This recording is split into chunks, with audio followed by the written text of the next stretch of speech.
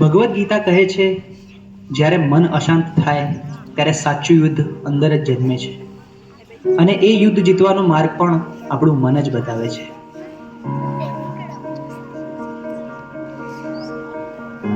ચલો છોકરાઓ, આજે ચેપ્ટર 6 ની આપણે ટેસ્ટ કરીશું, બરોબર?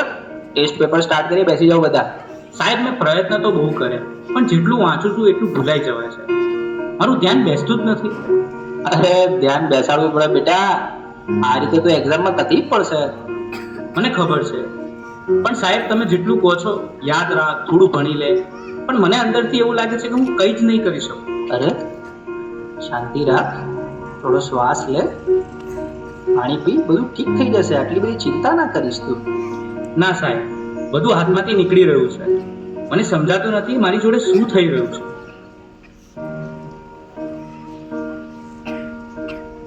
તું ક્યારે વાતને સિરિયસલી લેતો જ નથી, દરેક વાતમાં મજાક. હું તારી સાથે હંમેશા ફસાઈ જાઉં છું. અરે પણ હું શું બોલ્યો? હવે આપણે સામાન્ય વાત તો કરતા હતા. તને આ બધું ઓકે અને મજાક લાગે છે, પણ જે વસ્તુ મને નથી ગમતી એને પણ તું મજાક માને છે. હવે સવાલ નથી થતો. અરે આટલી નાની વાતમાં આટલું બધું રિએક્ટ કેમ કરાય છે? આજે તું કંઈક અજીબ જ બિહેવ કરી રહ્યો છો. શું થયું? મને પોતે જ સમજાતું નથી. બસ મારું મગજ હવે ચાલતું નથી. મને યાર થોડો સમય એકલો રહેવા દે. બેટા, સ્કૂલમાંથી આવી ગયો? ખાવાનું રેડી છે? ચાલ પહેલા ખાઈ લે, પછી થોડું રિવિઝન કરી લઈએ. બસ મૂક. રિવિઝન, હોમવર્ક, માર્ક્સ, દરેક વાતમાં તમે ભણવાનું કેમ વાત લઈ દો છો? એના સિવાય બીજી કઈ વાત જ નથી હોતી તમારી પાસે. અરે એમાં હું ખોટું શું બોલી? હું તો તને ફક્ત મદદ કરવાની કોશિશ કરી રહી છું. મદદ કે પ્રેશર? હું સવારે ઉઠું ત્યારથી રાત સુધી મારી ઉપર બસ કામ કામ કામ. અરે મને શ્વાસ તો લેવા દો. મને તો આવું ક્યારેય ના લાગ્યું કે તને આવું લાગે છે. તું ઠીક તો છે ને? મને ખબર નથી, મારે હમણાં કોઈની સાથે વાત નથી કરવી.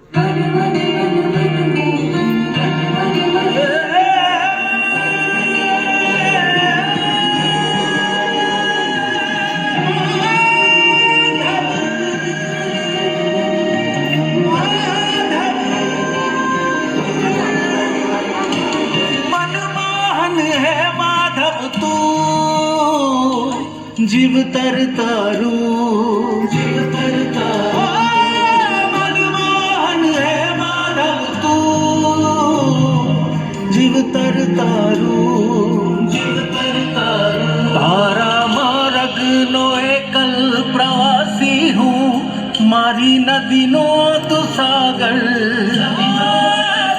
આખું જગ તું તારો નિવાસી હું, ના હું મીરા કે નાગર, મારી નૈયાનો આતમ ખલાસી તું કાના, મનમોહન હે માધવ તું, જીવ તરતારું, જીવ તરતારું, મનમોહન હે માધવ તું, જીવ તરતારું.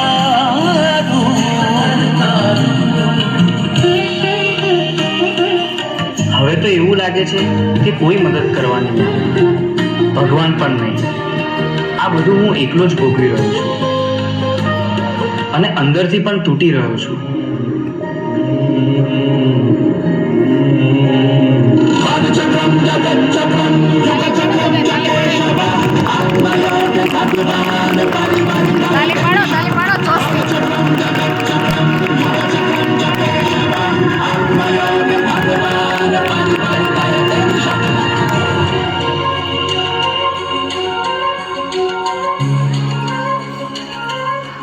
શા માટે તું આટલો ગભરાઈ રહ્યો છે? તારી સામે કોઈ દુશ્મન થોડી છે. તું માત્ર તારા મનથી થાકી ગયો છે. મને ખબર નથી હું શું કરું. મારી સાથે દર વખતે ખોટું કેમ થઈ રહ્યું છે? તારી સાથે ખોટું નથી થઈ રહ્યું, તું પરિસ્થિતિઓને ખોટી રીતે જોઈ રહ્યો છે. તું સમસ્યાઓથી ઘેરાયો નથી, તું જવાબદારીથી ભાગી રહ્યો છે. તો હું આ બધામાંથી બહાર કેવી રીતે આવું? 3 વસ્તુઓ જીવનમાં હંમેશા યાદ રાખજે. સત્ય બોલ, ભલે મુશ્કેલ લાગે. ધીરજ રાખ, કારણ કે ડર હંમેશા છેલ્લે ભાગી જશે. પોતાને દોષ ન દે, બદલાવ લાવવા તો પૂરતો છે. તારા અંદર જે પ્રકાશ છે તેને જાગૃત કર, બાકી બધું પોતે જ ઠીક થવા લાગશે.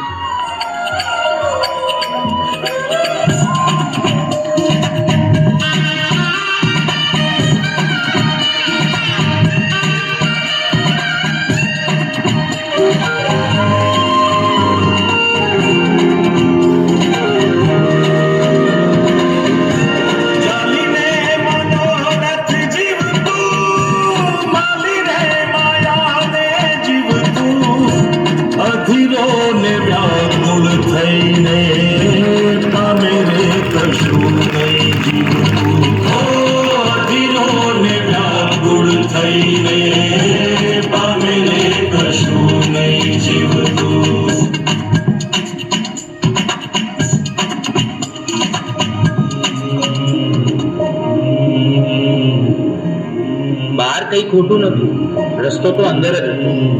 મન સ્વચ્છ બને તો એ દ્વારિકા બને છે, અને એવી દ્વારિકામાં નાથ ખુદ આવીને ઉભા રહે છે. હે યશોદાનો લાલો મારો, રાજા રણ છોડ છે, એણે મને માયા લગાડી રે.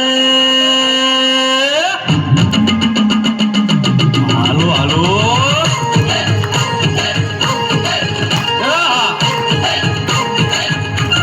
આવી જાઓ આવી જાઓ.